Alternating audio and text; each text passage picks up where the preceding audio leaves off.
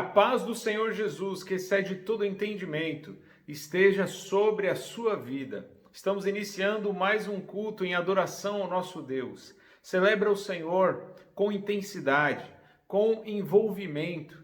Participe, meu irmão. O culto é realizado por todos nós. Quando todos nós nos reunimos, seja de maneira virtual ou presencial, quando todos nós estamos reunidos no mesmo propósito, eu tenho certeza que Deus se alegra e o Espírito do nosso Deus se manifesta. Então, adore o Senhor em espírito e em verdade. Se esforce para oferecer o melhor culto, porque o nosso Deus é digno. Ele merece a nossa adoração. Ele não merece o resto, ele não merece qualquer coisa. Ele merece o melhor. Então, dê a ele o seu melhor. Vamos todos, então, adorar?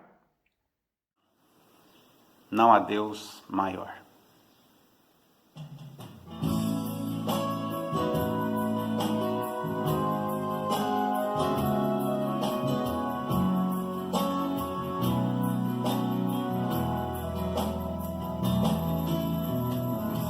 Não há Deus maior,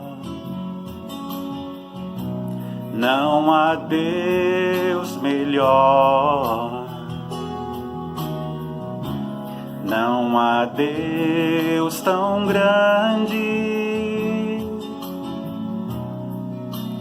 como nosso Deus. Não há Deus maior, não há Deus melhor, não há Deus tão grande como nosso Deus. Criou o céu, criou a terra, criou o sol e as estrelas, tudo Ele fez, tudo criou, tudo formou para o seu louvor, para o seu louvor, para o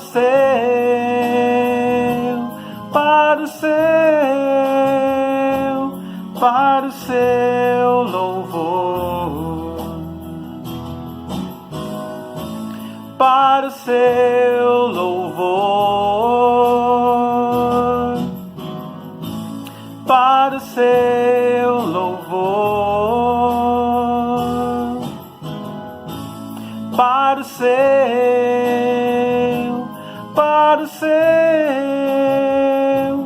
para o seu louvor. Não há Deus maior, não há Deus melhor, não há Deus tão grande como nosso Deus. Criou o céu, criou a terra, criou o sol e as estrelas, tudo Ele fez, tudo criou, tudo formou para o seu louvor, para o seu louvor, para o seu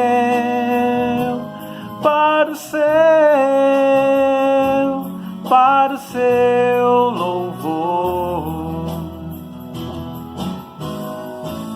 para o seu louvor, para o seu louvor, para o seu, para o seu, para o seu louvor, para o seu, para o seu, para o seu louvor, para o seu, para o seu, para o seu louvor.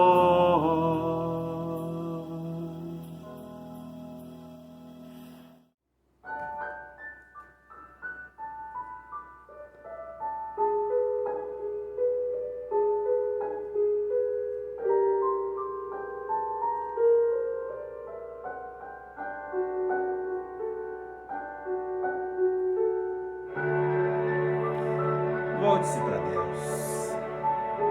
Volte àquele primeiro amor. Comece de novo.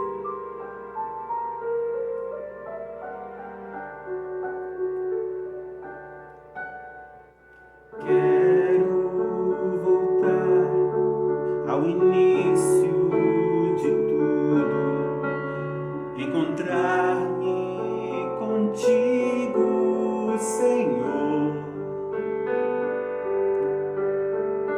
Quero rever meus conceitos e valores. Eu quero reconstruir.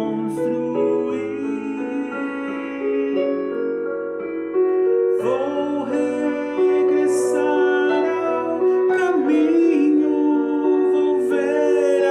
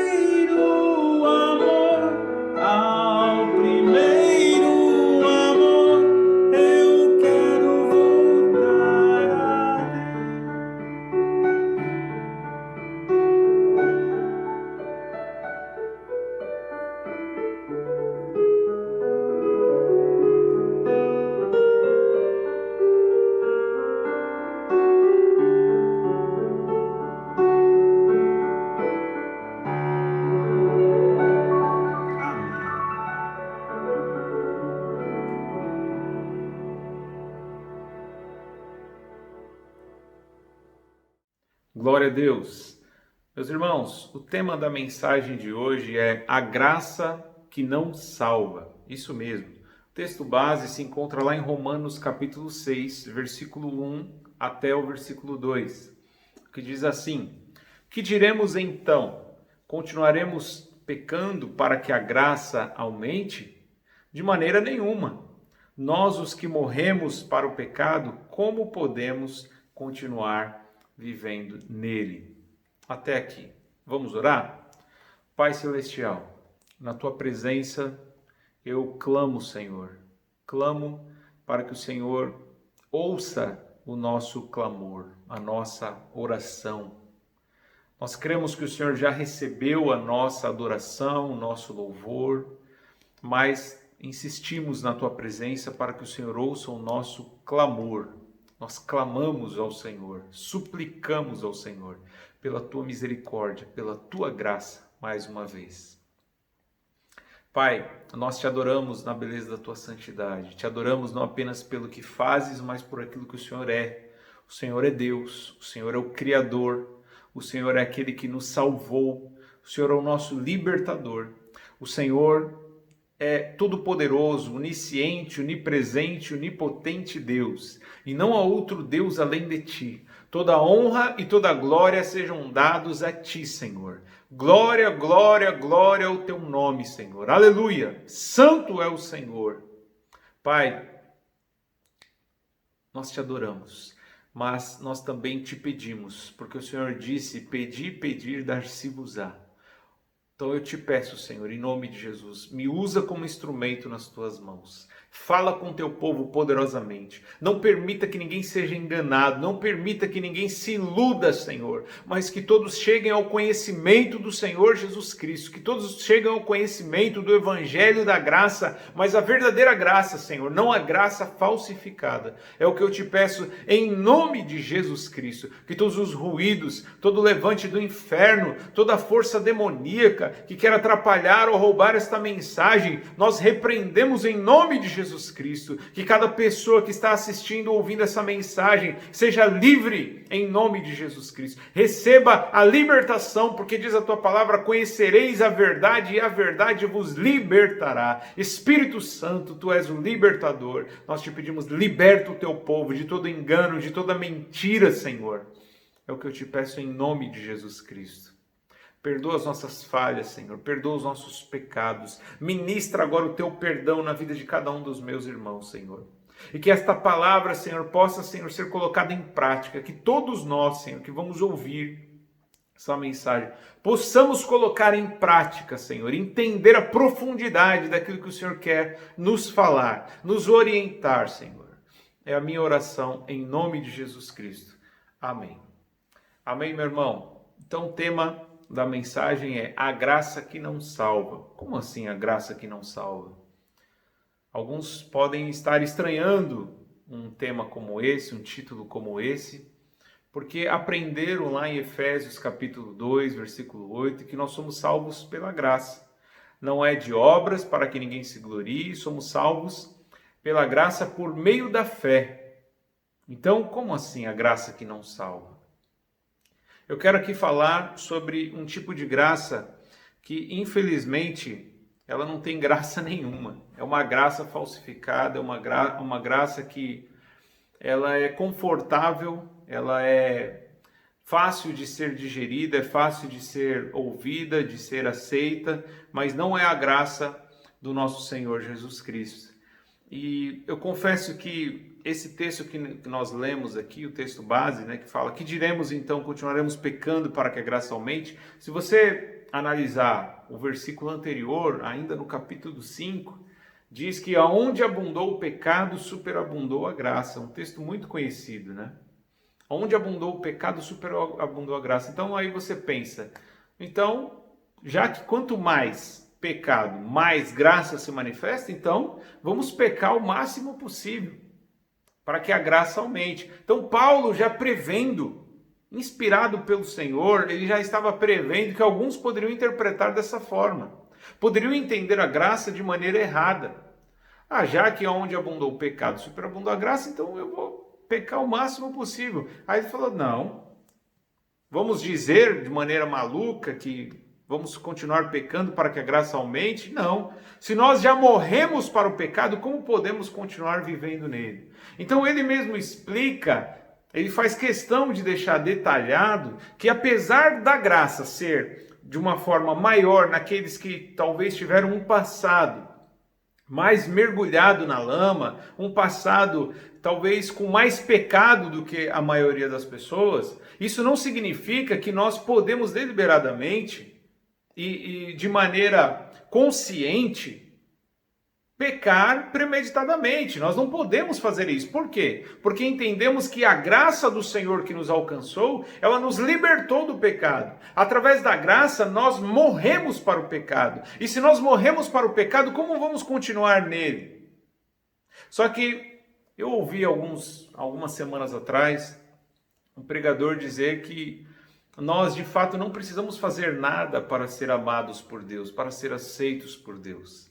Porque se nós acharmos que temos que fazer alguma coisa, é como se nós quiséssemos demonstrar que nós merecemos, que temos algum tipo de mérito. E se nós tivermos algum mérito, logo não é graça. Porque a graça é um favor imerecido. A graça é um presente que Deus nos dá sem nós merecermos. Porque se eu merecer, já não é graça.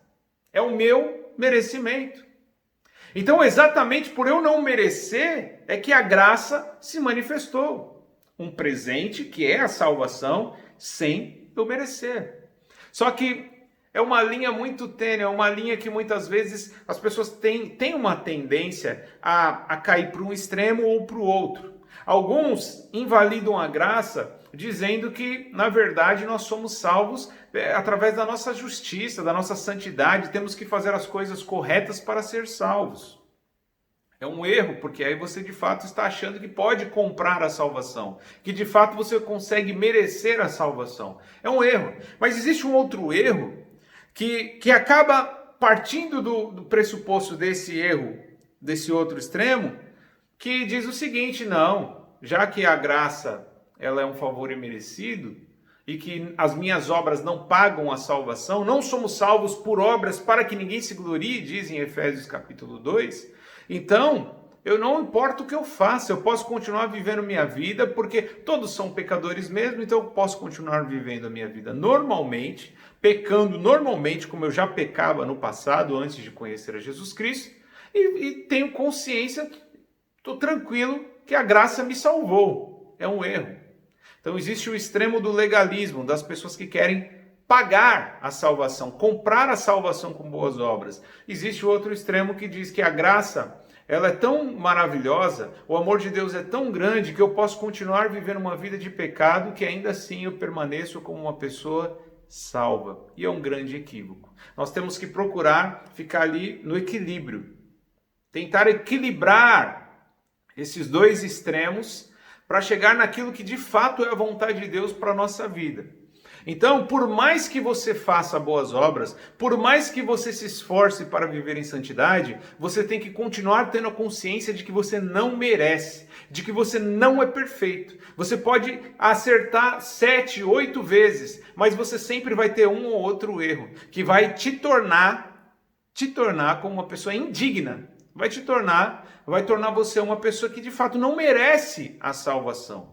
Então, somente Jesus foi perfeito. Temos consciência que por mais que a gente se esforce, continuaremos sendo pecadores e imperfeitos. Mas não é porque somos imperfeitos, não é porque continuaremos sendo pecadores, que eu vou me entregar ao pecado e vou mergulhar de cabeça na lama, no pecado, com o pretexto de que a graça me salvou, com o pretexto de que é um mérito de Jesus e não o meu mérito. Então eu ouvi um pregador dizer o seguinte: já que é a graça que nos salvou e o mérito é todo dele, para que jejuar? Para que buscar santidade? Para que ler a Bíblia? Para que orar? Por que a gente quer chamar a atenção de Deus, querer agradar a Deus com esse tipo de coisa? Então eu fiquei preocupado quando eu ouvi isso. E não é a primeira vez que eu ouço isso, não é a primeira pessoa que eu vejo falando isso. Eu já vi muitos pregadores desta graça, que alguns costumam chamar de a graça barata, a graça que não tem valor algum, é uma graça que não salva. Por isso que eu coloquei esse tema.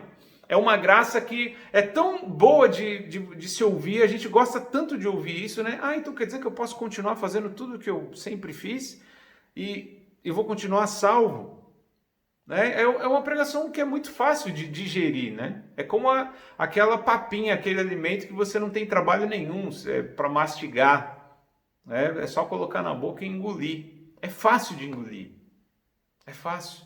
É como aquela papinha de neném, né? Agora, quando a gente entende que nós temos a graça, mas temos uma responsabilidade diante desta graça, aí é um alimento mais sólido. Aí nós percebemos que a gente tem uma responsabilidade, não podemos usar o pretexto da graça para continuar no pecado, porque o próprio apóstolo Paulo diz isso. O que diremos então? Continuaremos pecando para que a graça aumente? Aumente de maneira nenhuma. Nós morremos para o pecado. A graça que entrou na minha vida nos fez morrer para o mundo, morrer para o pecado. Então como eu posso continuar vivendo no pecado?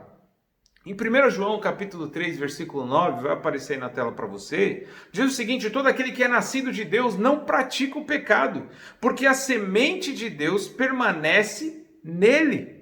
Ele não pode estar no pecado porque é nascido de Deus.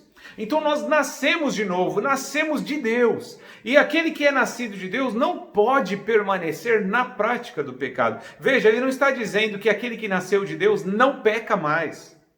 Porque o próprio João, alguns capítulos antes, no capítulo 1 da primeira epístola, a primeira carta de João, 1 João capítulo 1, verso 8, ele diz que se alguém disser que não tem pecado, engana a si mesmo, a verdade não está nele, é mentiroso. Então nós temos consciência de que somos pecadores, mas quando Jesus entrou na nossa vida, nós fomos transformados em uma nova criatura, e essa nova criatura, apesar de continuar na condição de pecadora, temos ainda a natureza pecaminosa, mas nós já não pecamos mais da forma como nós pecávamos no passado. Porque no passado, a nossa consciência nem pesava, a gente não se entristecia, a gente se alegrava com o pecado. E agora que Jesus entrou na nossa vida, nos entristecemos com o pecado. E por isso nós lutamos contra o pecado. No passado não, a gente vivia sem lutar, vivia entregue. É como alguém que está lutando, imagina dois lutadores de boxe.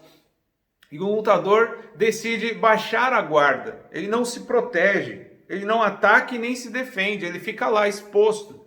É muito mais fácil dele cair, é muito mais fácil dele ser nocauteado. Mas quando a pessoa começa a se proteger, começa a se defender e atacar, a vida é diferente. Ele pode até tomar um soco, ele pode até se ferir numa luta, numa briga, mas ele não vai cair tão facilmente como ele caía no passado, quando estava com a guarda baixa. Então, assim a nossa vida cristã, nós estamos constantemente em luta. Lutamos contra Satanás, lutamos contra o sistema deste mundo que faz tanta propaganda para a gente se afastar de Deus. E lutamos contra a nossa própria natureza pecaminosa. Esse é o negue-se a si mesmo que Jesus ensinou. Isso é tomar a cruz diariamente e seguir a Jesus. É você lutar contra os seus próprios desejos. Muitas vezes nós não temos coragem de admitir, mas o nosso desejo é fazer tudo aquilo que desagrada a Deus.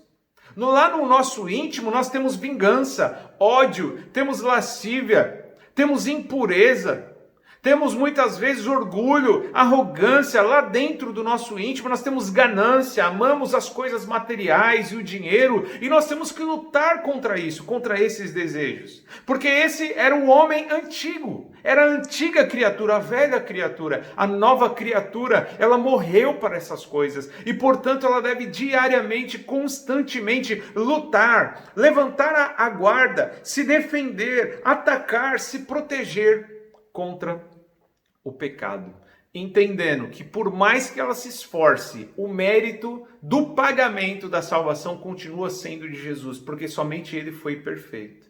Como eu disse, nós podemos até nos ferir, mas não é igual antigamente, que a gente nem lutava. Agora nós pelo menos lutamos contra o pecado. Então, quando você entende que a graça te alcançou, que você foi salvo mesmo sem merecer, você não fica mais com as mãos abaixadas, você Você se levanta como um guerreiro e luta todos os dias contra os desejos que guerreiam contra a sua alma. Luta todos os dias contra aquela vontade que você tem de se vingar, de descarregar o seu ódio, aquela vontade que você tem de se entregar aos prazeres deste mundo, de se entregar às coisas materiais, de amar ao dinheiro. Você morreu para essas coisas, mas mesmo assim, diariamente, essas coisas tentam ressuscitar dentro de você. O velho homem que foi sepultado nas águas do batismo constantemente tenta ressuscitar. E cabe a nós, a responsabilidade é nossa de manter o velho homem morto. Então nós temos que mortificar os nossos desejos todos os dias. Aí a graça vai ser uma graça de fato salvadora. Não vai ser uma graça barata. É uma graça que teve um alto preço no sangue de Jesus, a morte de Jesus, a renúncia que Jesus teve, mas também tem o preço que nós pagamos. Não é o preço da nossa salvação, é o preço de viver como alguém que segue Jesus. É o preço que aquele que carrega a cruz, ele paga. Carregar a cruz é como um preço a se pagar. Ele disse, somente aquele que negar a si mesmo, carregar a cruz, pode me seguir. Quem não assumir essa responsabilidade de negar a si mesmo, negar o velho homem com os prazeres e os desejos, quem não estiver disposto a carregar a cruz, não serve para ser discípulo de Jesus. Não pode seguir os passos de Jesus e, consequentemente, não vai receber a graça. Então, o presente é de graça. Mas existe uma condição. Essa condição é a fé. O próprio Efésios capítulo 2, versículo 8, fala que somos salvos pela graça por meio da fé. E a fé verdadeira, ela envolve o verdadeiro arrependimento, a mudança de pensamento, a mudança de atitude. Você fazia as coisas erradas, agora você se esforça para fazer as coisas certas. Claro, às vezes você vai continuar pisando na bola, mas não vai ser mais como no passado. Então Deus, ele sabe quando uma pessoa está se esforçando, está se lutando contra o pecado, e sabe quando alguém já nem se importa mais, já é indiferente e vive entregue ao pecado, vive mergulhado no pecado, não se entristece com o pecado. Para esses, a graça não salvará a vida deles, a alma deles. Então, todo aquele que é nascido de Deus não pratica o pecado, diz 1 João 3:9, porque a semente de Deus permanece nele. 2 Coríntios 5:17 fala aquilo que eu já tenho mencionado aqui nessa pregação. Portanto, se alguém está em Cristo, é nova criação. As coisas antigas passaram, eis que surgiram coisas novas. O velho homem acabou, a velha Maria, o velho João, o velho José, o velho Samuel morreu, ficou para trás, ficou lá no passado. Agora nasceu um novo Samuel, um novo João, uma nova Maria, um novo José. É alguém que foi transformado por Cristo Jesus. Alguém está em Cristo, é nova criação, é nova criatura. Tem uma frase de um grande pregador batista do século XIX, viveu lá no ano 1800 e pouco, um pregador muito conhecido chamado Charles Spurgeon. Ele disse o seguinte: a graça que não transforma a minha vida não salvará a minha alma. Reflita na profundidade desta frase, dessa citação. Ele disse isso em uma pregação. A graça que não me muda, a graça que não me transforma, a graça que não me torna uma pessoa melhor do que eu era, é uma graça ilusória, é enganosa. É apenas um disfarce, é apenas uma camuflagem. Eu continuo vivendo a vida que eu vivia antes, mas apenas dizendo em meu discurso que a graça me salvou. Está cheio de gente convencida e não convertida. São convencidos de que são salvos porque um dia repetiu uma oração: Senhor Jesus, entra na minha vida. Ou talvez porque desceram as águas do batismo. Mas se a sua vida continua da mesma forma como você era antes de conhecer a Jesus, então, meu irmão, você está enganando a você mesmo. Essa salvação, ela é uma mentira, é uma ilusão. Porque a verdadeira salvação, que vem pela graça verdadeira, ela transforma a vida de uma pessoa de dentro para fora. A pessoa se transforma em uma nova criatura. E tudo que era velho fica para trás, fica para o passado.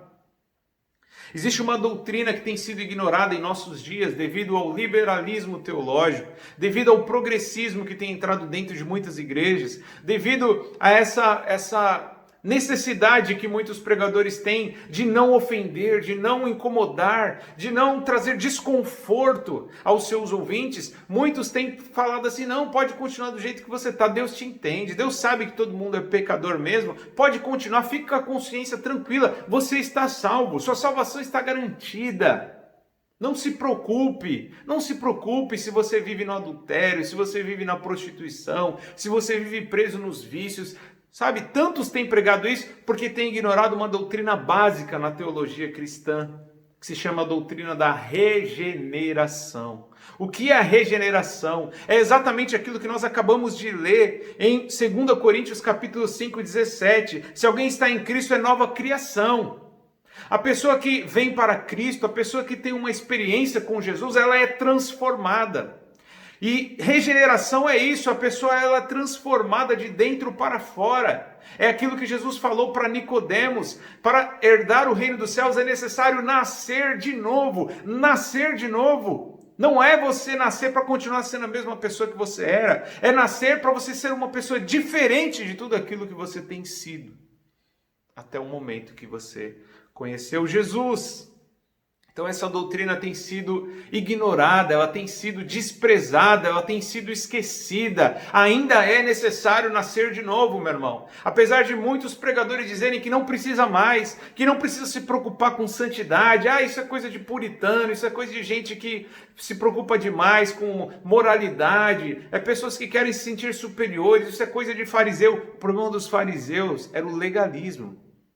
Eles eram hipócritas, eles queriam seguir demais algumas regrinhas que eram tradições e ignoravam o que era mandamento. Eles não amavam o próximo. Então esse era o problema dos fariseus, e não o fato deles praticarem a justiça. O próprio Jesus disse, sabe, que a nossa justiça tem que exceder a justiça dos fariseus. Ou seja, temos que praticar algumas coisas que os fariseus faziam, mas sem esquecer a misericórdia, a fidelidade, sem esquecer o amor ao próximo.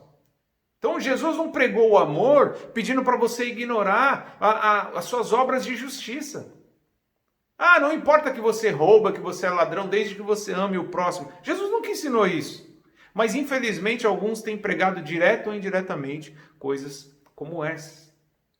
O amor é o dom mais importante, é a coisa mais importante. Mas nós temos que continuar lutando contra a mentira, contra o roubo, contra o adultério, contra a corrupção, contra a ganância, contra a idolatria. Nós temos que continuar lutando contra isso. Lutando para pagar a nossa salvação? Não. A nossa salvação foi paga pelo sacrifício de Jesus na cruz.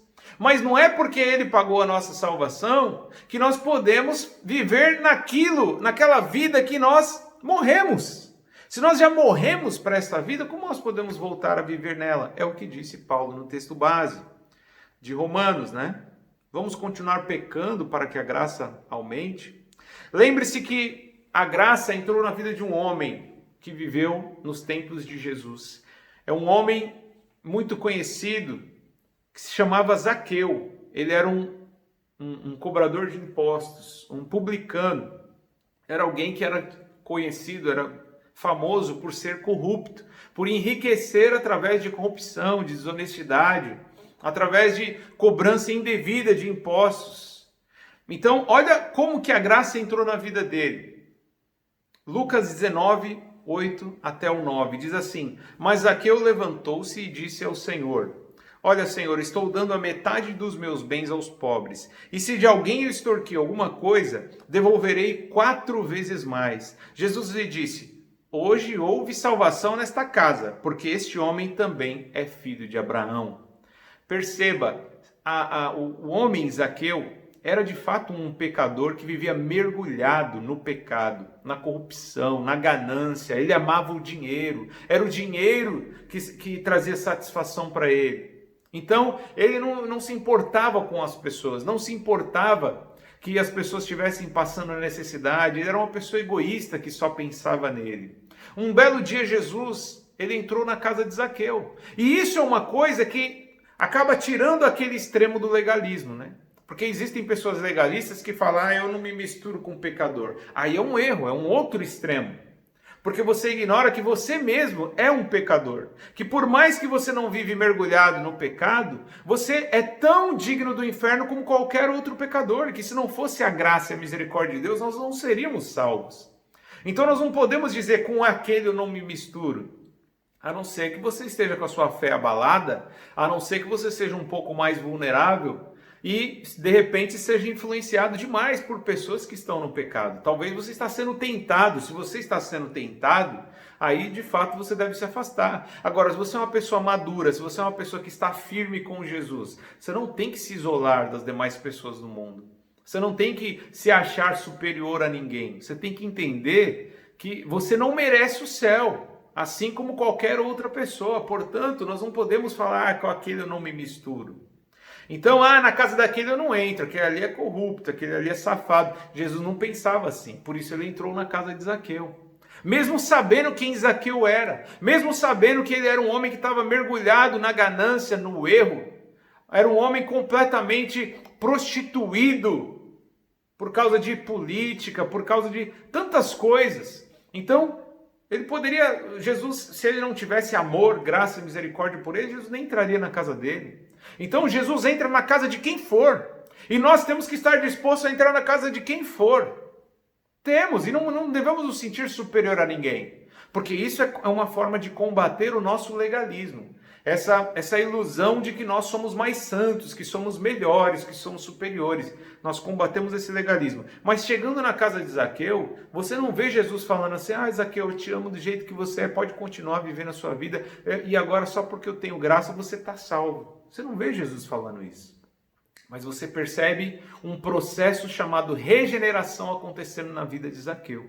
É esse processo que acontece na vida de toda pessoa que, de fato, tem um encontro sincero e verdadeiro com Cristo. Essa pessoa não consegue continuar sendo da mesma forma que ela era. O amor do Senhor nos constrange, é o que diz a palavra de Deus. O amor dele nos atinge de uma tal forma que a gente fica envergonhado da vida que a gente estava vivendo. Perceba, quando Pedro se depara com Jesus ali naquela primeira pesca, naquele primeiro milagre de pesca que Pedro teve ali com Jesus, ele não sabia naquele momento que Jesus era o Messias. Aí quando ele se depara com a glória, com aquele milagre, com aquela manifestação de Jesus ali no barco dele, ele fala, afaste de mim, Senhor, porque sou pecador. Então, ele ficou constrangido, ele reconheceu a sua condição de pecador. E reconheceu que Jesus é o único homem que de fato é superior a todos os homens. É o único que merece a nossa atenção, a nossa reverência, a nossa adoração. É o único que foi perfeito em suas obras. Todos nós somos pecadores. Mas perceba, quando Jesus entra na casa de Zaqueu, Zaqueu ele é transformado, seu pensamento se modifica. E ele passa não apenas a ter uma teoria nova, um pensamento novo, ele passa a ter uma atitude nova. Ele era alguém que queria acumular sempre para si próprio. Ele queria cada vez mais dinheiro, não importa que os outros iam ser prejudicados, não importa que as pessoas iam ficar passando talvez necessidade, não importa que as pessoas às vezes eram até pobres, ele estava sempre arrecadando mais impostos, cobrando mais impostos, sendo duro, sendo cruel, sendo intolerante. Mas quando Jesus entra na vida dele, quando a graça genuína e verdadeira entra na vida dele, ele não conseguiu continuar a ser a mesma pessoa. Ele foi transformado pela graça do Senhor. A graça salvífica, a graça que realmente salva, foi demonstrada através da sua completa transformação, não apenas de pensamento, mas de procedimento, de atitude. Então Zaqueu, diante de toda aquela riqueza, aqueles bens acumulados, ele diz, olha Senhor, estou dando metade dos meus bens aos pobres. E se alguém eu extorqui, eu roubei, eu cobrei além daquilo que deveria cobrar, eu vou restituir, eu vou devolver 4 vezes mais. Perceba, ele era alguém que considerava o dinheiro o Deus dele. A coisa mais importante para ele era o dinheiro. Por isso ele estava disposto a vender a própria mãe. Ele estava disposto a ver qualquer pessoa tropeçar e passar necessidade, desde que ele tivesse cada vez mais. Então ele acumulava para si. Quando Jesus entra na vida dele, quando a graça que salva entrou na vida de Zaqueu, Mudou completamente a forma dele tratar o dinheiro. Ele se desprendeu. Ele derrubou esse altar idólatra de Mamon, que é o altar onde as pessoas adoram ao dinheiro, pensam no dinheiro o tempo todo. Ela não está nem aí para as pessoas, ela só quer dinheiro, só pensa em dinheiro. Então ele fala assim, não, agora eu penso nas pessoas. E se alguém eu prejudiquei, eu vou devolver 4 vezes mais. Eu não vou devolver apenas aquilo que eu roubei, mas eu vou devolver 4 vezes mais. E aos pobres em geral, eu vou dar metade dos meus bens. Então Jesus não podia falar outra coisa a não ser a salvação entrou nesta casa. Perceba, Jesus não falou antes da regeneração. Jesus não falou antes de Zaqueu ser transformado.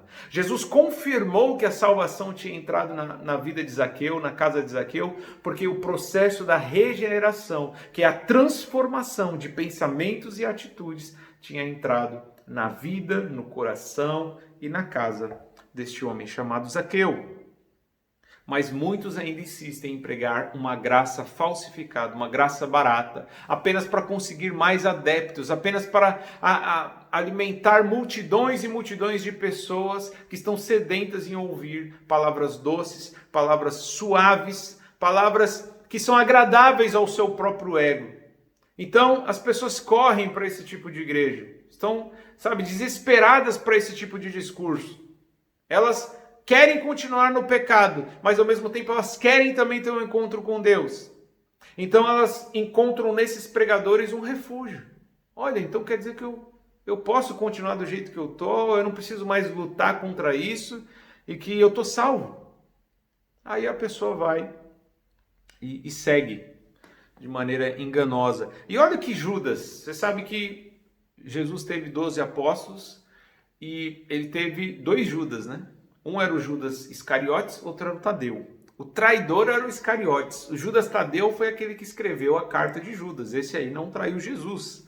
E na sua carta, Judas capítulo 1, está na Bíblia, Judas capítulo 1, versículo 4, diz assim: pois certos homens, cuja condenação já estava sentenciada há muito tempo, infiltraram-se dissimuladamente no meio de vocês. Estes são ímpios e transformam a graça de nosso Deus em libertinagem e negam Jesus Cristo, nosso único soberano e Senhor. Veja, desde a época dos apóstolos, desde a época daqueles que escreveram a palavra de Deus, desde a época de Jesus, já existiam homens que transformavam a graça de Deus em libertinagem.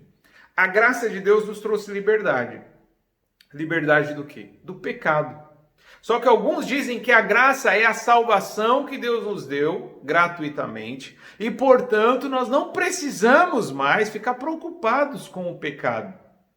E, portanto, podemos continuar vivendo no pecado, porque Deus, Ele sabe que é difícil para nós, então Ele vai, através do sacrifício de Jesus, nos salvar, mesmo que a gente não se arrependa, mesmo que a gente não lute contra o pecado, mesmo que a gente viva de maneira carnal, mesmo que a gente não carregue a cruz, mesmo que a gente não negue a si mesmo, mesmo que a gente não ande no caminho estreito. A graça de Deus, o amor de Deus é tão grande que, olha, alguns pensam até que Deus é capaz de até salvar o diabo. Ah, coitado do diabo, ele também merece o perdão.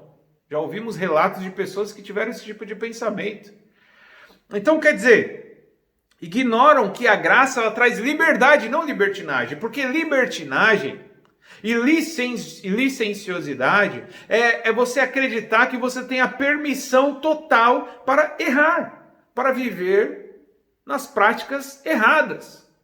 E a liberdade é o oposto disso. Ela te liberta de você viver preso em práticas erradas. Então esse é o processo da regeneração. A graça de Deus, ela nos liberta dessa vontade e necessidade que a gente tem de viver mergulhado no pecado. Romanos capítulo 2, versículo 4 diz o seguinte: ou será que você despreza as riquezas da sua bondade, tolerância e paciência, não reconhecendo que a bondade de Deus o leva ao arrependimento?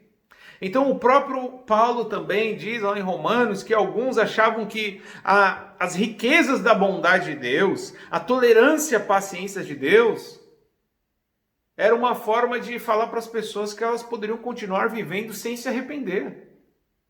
Sendo que Paulo diz exatamente o contrário. A tolerância, a paciência, a bondade, a misericórdia, a graça de Deus, ela serve para te ajudar. O objetivo dela é te levar ao arrependimento. Na primeira pregação do apóstolo Pedro, quando ele faz a sua mensagem, a sua pregação, falando desde os profetas do Antigo Testamento até chegar em Jesus, e quando ele fala para o povo, ora, foi vocês que crucificaram o Senhor Jesus, esses homens que ouviram a pregação de Pedro, eles disseram, e agora, o que faremos? Aí o que Pedro respondeu? Talvez se fosse alguns pregadores da graça barata, iam dizer, você não precisa fazer nada, é só aceitar Jesus. É só dizer, Jesus, eu te aceito. E acabou, pode continuar vivendo do jeito que vocês já viviam. Mas não foi isso que o apóstolo Pedro disse. Ele disse, arrependei-vos para que sejam cancelados os seus pecados e venham assim tempos de refrigério. Foi isso que ele disse. Quando Jesus iniciou a sua pregação lá na Galileia, ele disse, arrependei-vos, pois é chegado o reino dos céus. Então, a bondade, a paciência, a misericórdia, ela nos leva ao arrependimento, ela nos conduz, ela nos direciona ao arrependimento, ela nos leva a um caminho de transformação, de mudança na nossa forma de pensar e agir. Quem roubava, não roube mais. Quem mentia, não minta mais. Quem enganava, não engana mais. Quem era vingativo, agora perdoe. Quem odiava, agora ame. Quem desejava o mal, agora lute para fazer o bem. Quem era adúltero, abandone o adultério. Quem praticava injustiça, agora pratique a justiça.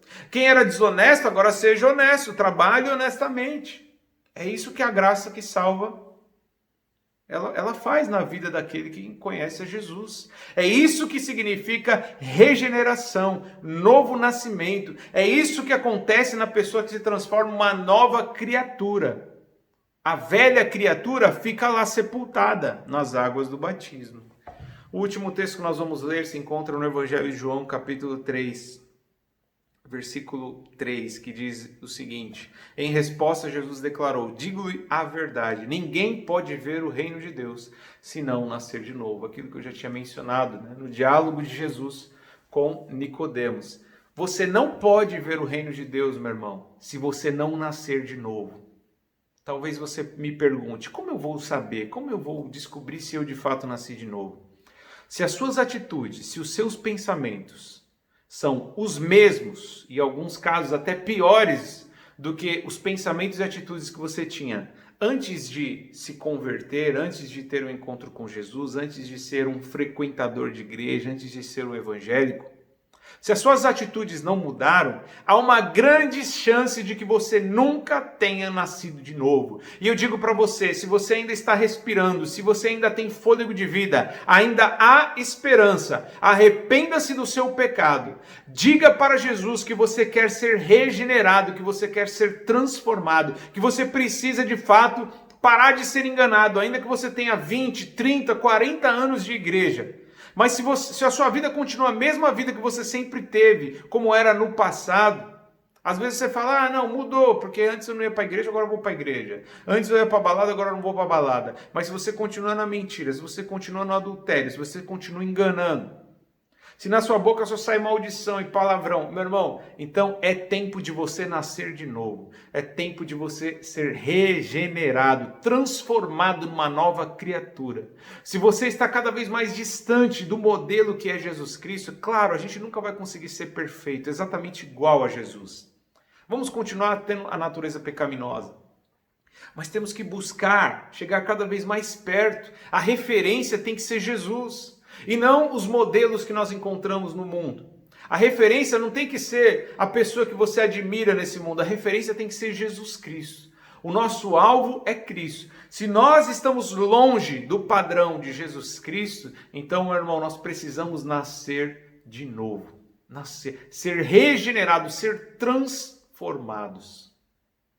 Então, a graça que não salva é aquela graça que te permite continuar vivendo a vida que você vivia no passado, antes de conhecer a Jesus. A graça que salva é aquela que transforma a sua vida, como transformou a vida de Zaqueu.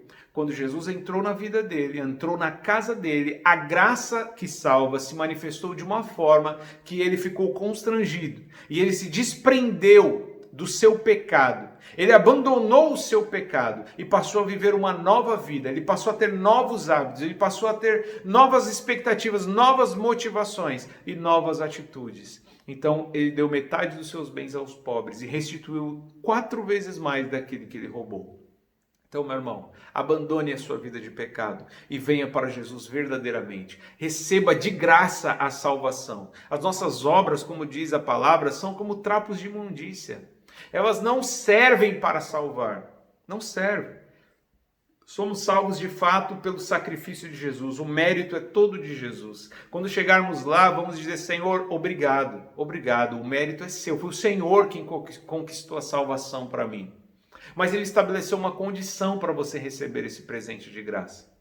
Ele estabeleceu a condição chamada fé. E a fé que envolve arrependimento, mudança de atitude, mudança de procedimento, renúncia, andar pelo caminho estreito, carregar a cruz e negar a si mesmo. Amém? Esta é a mensagem que Deus colocou no meu coração. Eu queria agora orar por você. Eu sei que é difícil, meu irmão. Se fosse fácil, como diria um chefe antigo meu, se fosse fácil, qualquer um faria. A salvação não é para qualquer um. É difícil mesmo. O caminho é apertado, mas é o único que conduz à vida. Deus não chamou os covardes, não chamou os preguiçosos, não chamou aqueles que querem a vida fácil, não. Aqueles que estão dispostos a viver uma vida de dificuldades, de tribulações. É uma vida, muitas vezes, de renúncia, uma vida difícil, mas vai valer a pena, porque a recompensa é certa. Ele vai enxugar as nossas lágrimas, ele vai nos recompensar de toda dor e sofrimento que vamos passar aqui na terra. Amém? Vamos orar? Pai Celestial, muito obrigado pelo privilégio, pela Tua palavra, por essa oportunidade. Senhor, eu te peço, Senhor, se há algum irmão que ouviu essa mensagem e talvez se foi convencido pelo Teu Espírito Santo de que talvez não nasceu de novo, eu te peço, Senhor, opera, Senhor, este processo chamado regeneração. Transforma essas pessoas em novas criaturas, Senhor. É o que eu te peço. É muito mais do que entrar numa igreja, se tornar membro de uma igreja, descer as águas do batismo. É viver uma nova vida, é ter novas atitudes, novos pensamentos. É se alinhar aos pensamentos de Jesus, às atitudes que Jesus tinha. Então, nos capacita, Senhor, capacita todos nós. Nós não queremos nos iludir, nos enganar, mentir para nós mesmos, Senhor. Não queremos. Queremos de fato andar pelo caminho da retidão, o caminho da santidade, o caminho da justiça, não para pagar a nossa salvação, mas para demonstrar que de fato a graça que salva entrou na nossa vida. É a minha oração por cada um dos meus irmãos, em nome de Jesus. Amém. Amém, meu irmão? Deus te abençoe. Eu desejo o melhor de Deus para você. Eu desejo que de fato você seja uma pessoa regenerada, uma pessoa que é uma nova criatura. Que você tenha uma boa semana. Continue se protegendo, se guardando, use máscara, álcool em gel, se distancie até que passe essa pandemia. E eu não vejo a hora de nós voltarmos a nos reunir presencialmente, de nos abraçar, de sentir aquele calor humano, de olhar olho no olho. Calma mais um pouquinho, espera mais um pouquinho, que logo vai chegar, logo vai acabar, vai cessar essa pandemia e poderemos retornar a adorar ao Senhor juntos, presencialmente. Amém? Deus te abençoe em nome de Jesus.